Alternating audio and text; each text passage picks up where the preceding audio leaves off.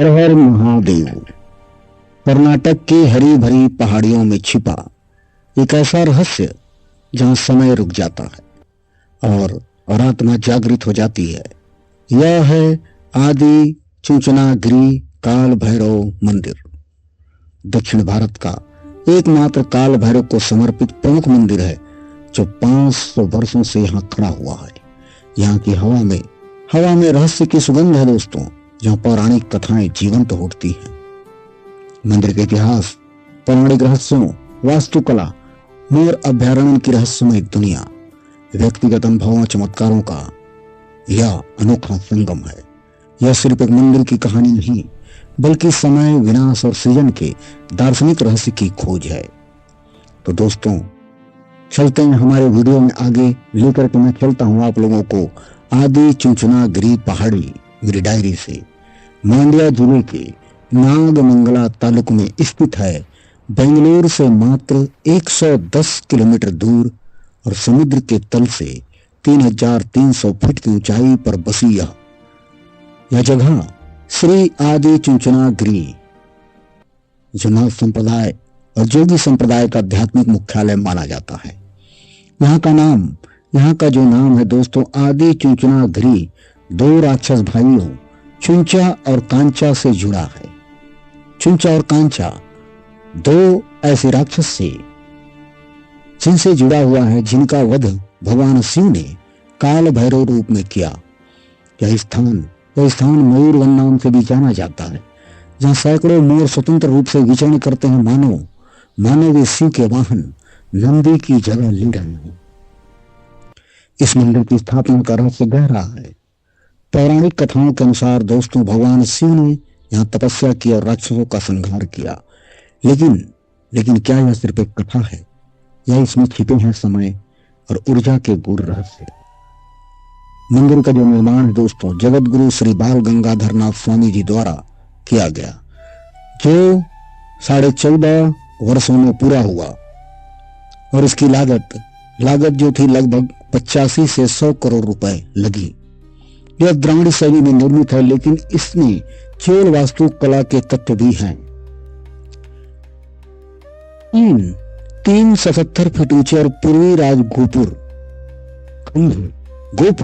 100 feet ऊंचा आकाश को छूते प्रतीत होते हैं। ग्रेनाइट की दीवारें किले जैसी मजबूती देती हैं, मानव रहस्यों की रक्षा कर रही हैं। यहाँ पहुंचने के लिए दोस्तों 200 पत्थर की सीढ़ियां चढ़नी पड़ती हैं। लंबी चढ़ाई, और ये चढ़ाई भक्तों की भक्ति की परीक्षा लेती है। और यहाँ दर्शन सुबह 5:30 बजे से शाम 8 बजे तक है, लेकिन अमावस्या और रविवार को यहाँ विशेष भीड़ होती है। आदि चुंचनागिरी दोस्तों, जो आदि चुंचनागिरी है उसका इतिहास 2000 वर्ष पुराना है। शिवपुराण, शिलालेखों और लोक कथाओं में इसका उल्लेख है। कथा यह है यहाँ की कि भगवान शिव ने यहाँ तपस्या की और दो राक्षस भाई चुंचा और कांचा आसपास के गांव में आतंक मचा रहे थे। वे अजय थे, शक्तिशाली थे, क्योंकि उनकी शक्ति समय और काल से जुड़ी थी। शिव ने काल भैरव का रूप धारण किया। वह रूप जो समय का स्वामी है, विनाश का प्रतीक और रक्षक। उन्होंने राक्षसों का वध किया और स्थान का नाम पड़ा आदि चुंचनागिरी।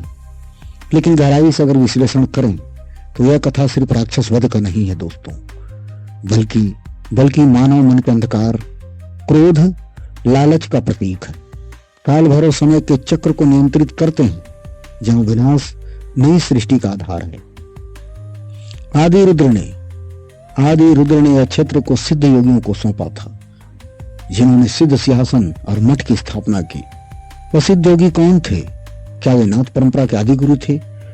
लेकिन दोस्तों लोक कथाओं में कहा जाता है कि जब सैनिकों ने यहाँ बांस काटा तो उससे रक्त बहा और एक आकाशवाणी हुई कि शिव यहाँ तपस्या कर रहे हैं। यह घटना रहस्यमयी है। क्या यह प्राकृतिक चमत्कार था या तांत्रिक ऊर्जा का प्रकटीकरण? काल भैरव के शिव के उग्र रूप जो हैं, जिन्हें काल का भयंकर स्वामी कहा जाता है, आदि शंकराचार्य ने उन्हें समय के नियंत्रक के रूप में वर्णित किया है दोस्तों। यहाँ के जो पंचलिंग हैं, गंगाधरेश्वर, चंद्रमौलेश्वर, मल्लेश्वर सिद्धेश्वर और सोमेश्वर, पांच तत्व पृथ्वी, जल, अग्नि, वायु और आकाश का प्रतीक है।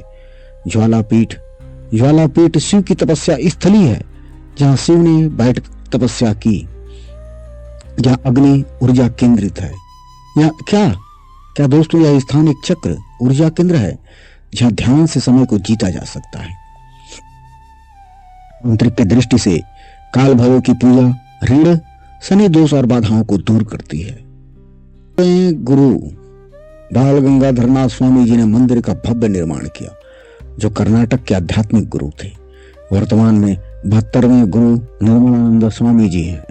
मठ ने शिक्षा, स्वास्थ्य और सामाजिक कार्यों में भी योगदान दिया है, लेकिन इसका रहस्यपूर्ण पक्ष नाथ परंपरा में छिपा है, जहां योग और तंत्र का मेल होता है। मंदिर की वास्तुकला द्रविड़ और चोल शैली का संयोजन है। ग्रेनाइट की मजबूत दीवारें किले जैसी हैं, जो बाहरी हमलों से रक्षा करती प्रतीत होती हैं, लेकिन आंतरिक रूप से यह मन की दीवारें हैं, जो बुराई से बचाती है।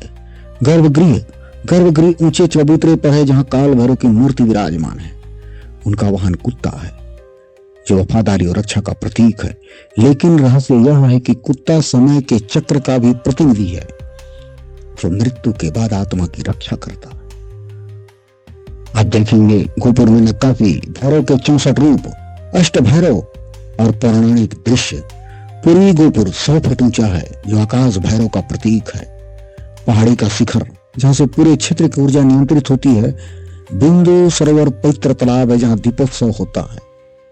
यह वास्तुशास्त्र पर आधारित है, जहां प्रत्येक पत्थर ऊर्जा प्रवाह को निर्देशित करता है। तांत्रिक दृष्टि से गर्भगृह का ऐसा अंतर है, जहां ध्यान से कुंडलिनी जागृत होती है। दोस्तों, स्तंभिका, उपदम्मा, जो मां आदि शक्ति हैं, उनकी पूजा बांझपन और विवाह के लिए प्रसिद्ध है।